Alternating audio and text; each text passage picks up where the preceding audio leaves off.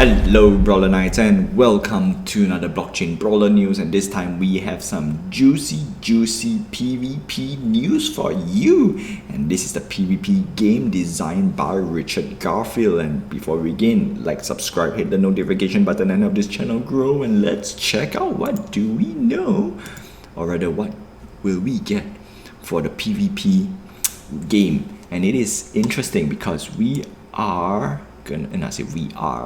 have some small little UI, which is nice, which is cool. I have some critique, but that critique requires some drawing. But the most important part is the base core gameplay of the PvP game. That's a lot of words, right? Basically, we have the game mechanic, simple as that. And it is very simple. So we all start off with 20 points of HP between you and your opponent, right? Very TCG style, right? 20 HP, and in fact, actually, it's very Magic the Gathering thingy. And of course, we get 3 cards for the first draw, and this is the fun bit, right? So this part, instead playing like Magic the Gathering or any TCG game, it plays more like blackjack and poker. It's a hybrid between both, which is very interesting and very nice. So it goes something like this. When we got our 3 cards, we need to choose 2 cards, one face up, one face down. We both played, and the highest point win, right? And of course, before we decide who has the highest point, we have to decide the the type of hand that we are playing. That's right, it's not just you can play a 2 and then you can play a 8 and then that says, oh, I have the best hand. No, so it goes something like that.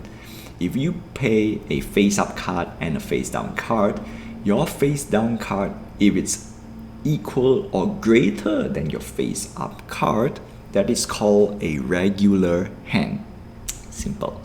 But if your face down card is less than your face up card value, right, the value of the number, then it's called a flex. So not always every time. For example, if you see a guy who plays a 2, oh, you're gonna call out that's 100% regular hand. No, because he can play one card that is 1, and that is a flex. Now it goes something like this. Of course, if both of us play the regular hand, which means if we play a face up card which is 2 and I play a face up card that is 8, right? You only can get 1 to 8. That is a regular hand. And if my opponent plays the same, which is 5 and 8, regular hand, because his face down is a higher number, equal or higher number than his face up. And in this case, the highest point win. So it is very similar to blackjack, right? And if he wins a regular hand, which means everybody gets, not say everybody, that means I get dealt a regular damage, and that damage is according to the power meter and the bet. So how it works is, let's say for example, if I put a 5 and an 8, that's my hand, and I put a power meter, I'll bet 3. That means if I win, I deal 3 damage, but you bet a 2. And in this case, let's say you play a regular card, all right, you bet an 8 as well, right? And in this case, I win, so I deal 3 times 1. Let's say my power meter is 1. And of course, we all start off with power meter with 1, so it's 3 damage to you. However, if you fold on a regular hand, same thing as well. Now, in this case, if you play a 2 and let's say you put a 1, which means you are flexing. Now that's fun bit. And if you are flexing and I still call the bet, which means I say show hand or something like that. I think there's a button for you to say show, or maybe there's a counter. But anyway, and if you are flexing and I win a regular hand by betting, then you still lose, because whenever you flex and I call, the flexor will always lose. Now here's the fun bit. Let's say you are flexing, so this is more of the poker part, you are bluffing, right? So you are flexing and I decide to fold, I will get the damage, and I will get damage, but your damage is not just 3 times 1. Now it becomes, let's say you bet 3. So it becomes 3, and then your power meter plus 1, right? Because you flex, which means you deal more damage, you take more risk. and that means it's now 6 damage to me.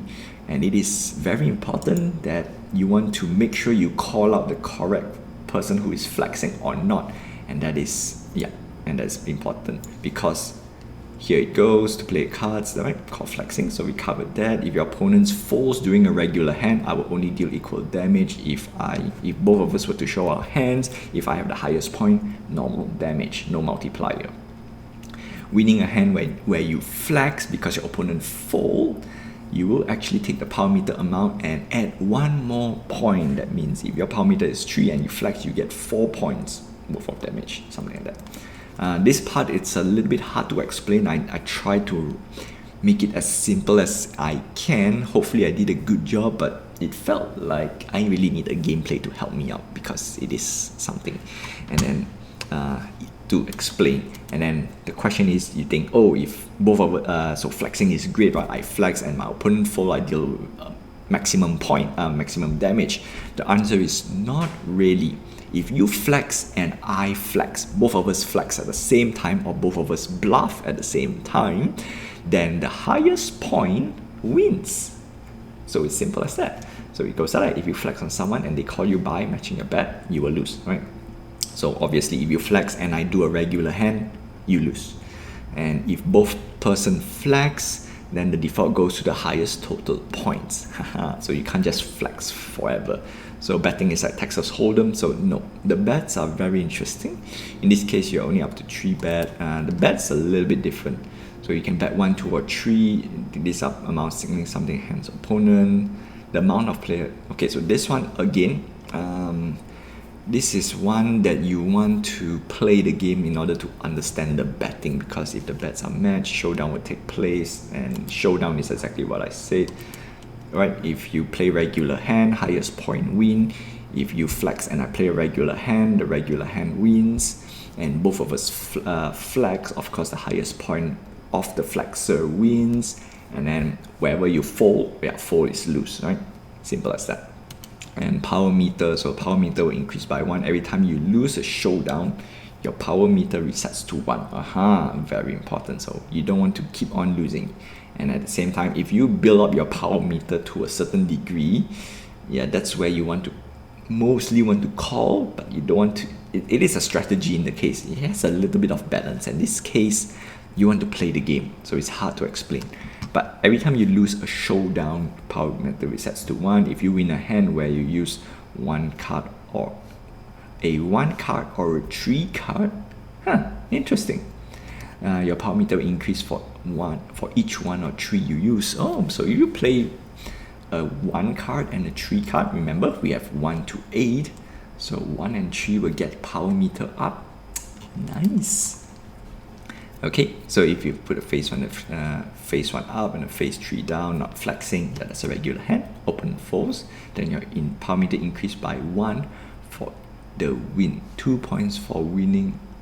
So really, this one we really want to play, because it's the math here is not to say hard to explain, but it is hard to explain by words alone. I'm a visual person, and I guess most of you guys are a visual person. That's why you are watching the video, right? But it is nice to have visual to help explain the game, because this part, I was trying very hard to figure out a way to present to you guys.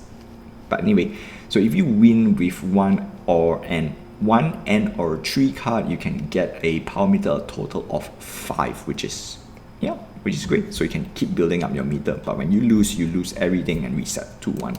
And that is important, because one of the small little call or tell is that maybe somebody's building up a meter and then he's going to beat you with a regular hand. So that's one way to look at it. Folding is lame, right? So when you fold, you don't lose everything. Sure, you lose in terms of HP, but what you do is you gain 1 extra card. This thing, right?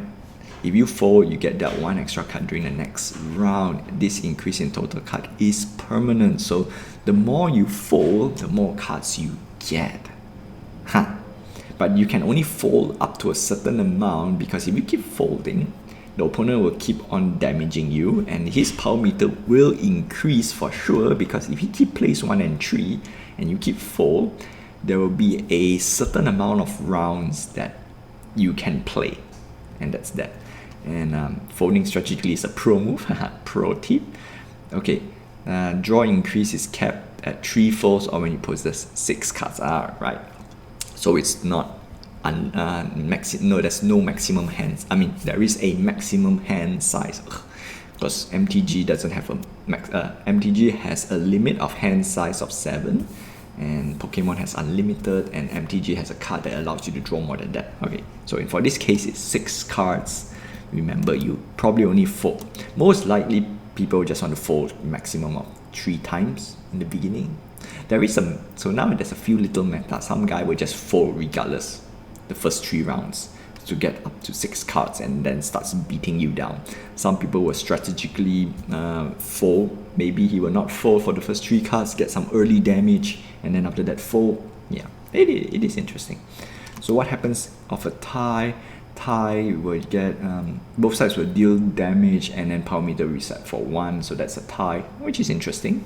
So how do I win? Very simple. Health goes 0. How will brawling work during PvP match? Alright, so this part, it is if a player you draw reaction. Okay, so this part I'm going to reserve for the next when the game comes out, I think, because this one is interesting, because each player will choose their brawler NFT in the ring. They will also choose a loadout of 11 cards. So this one is more of a visual presentation for both players. And it's very important because this is where your rarity, your foil, legendary, foil rare, whatever card it is, comes into play. And if you're waiting for opponent plays hand mix betting decision, you can taunt 10 unique taunts. That's nice, right? You have some finisher moves. So some of this stuff is great, and this is the part here, but I'm going to reserve this when the game comes out, or if we get more information on these cards, because right now it's, again, I'm a visual guy. I like to show stuff, and that's that. Alright, and we come to this last part of the video. So this is a core mechanic, very simple to learn, very hard to master, because this is the part where I can say it's mastering the game is something like poker. It is both mind games and trying to read your opponent's hand. Playing the game is like blackjack, very simple, right? Straightforward. It's either you get a good hand or you get a bad hand, and it's only 2 cards. That's as simple as that. It's either you hit or stay, and that's about it. And yeah, it is nice. Very, very nice, simple mechanic. And to close this off, I'm going to put a little bit of, well, I won't say nitpick, but this part here, I know it's work in progress, right? This is 100% work in progress.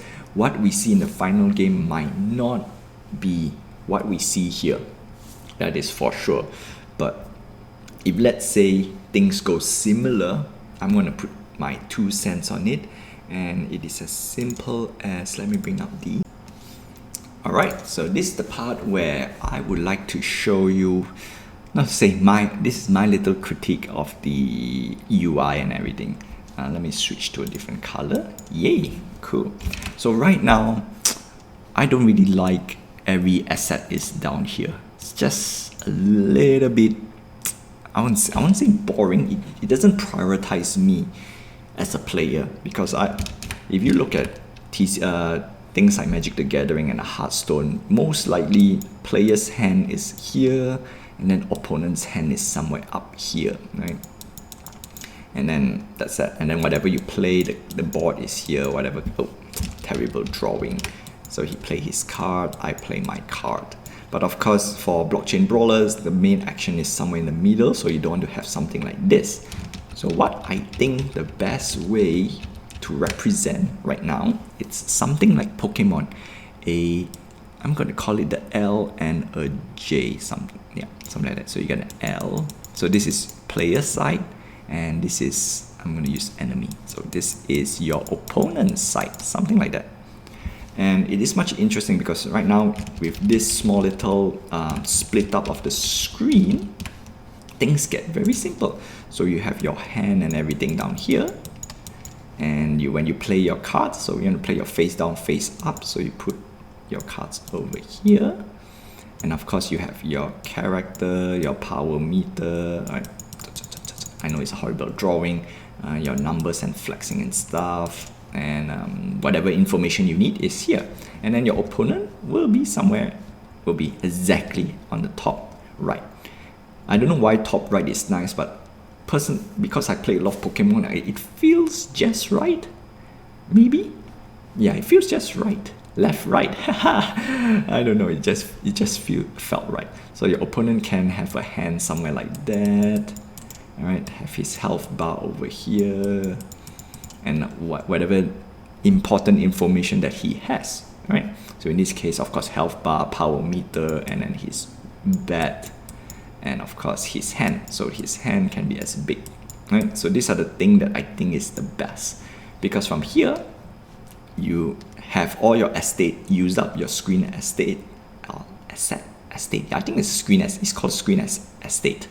And then you got everything all up here, and then you get your action down here. And of course, personally, this is where you can have a chat, chat box, your information box about whatever it is, right? Barry is doing a suplex or stuff like that. Or you can have a character that says something, say blah, blah, blah. That'd be cool, right? This is very Pokemon-ish. Right? But of course, if you don't want to have a chat bar or an action bar, it is, personally, I think it's quite clean. Yeah, of course you can have your buttons over here. Yeah, no, I think it's fairly clean in a way.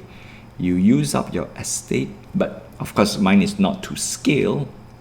Yeah, I felt the L and the J is the best, I think, personally. Anyway, that's all I have for you. I know I took a little bit long time to talk about it, but it is something that is interesting for sure.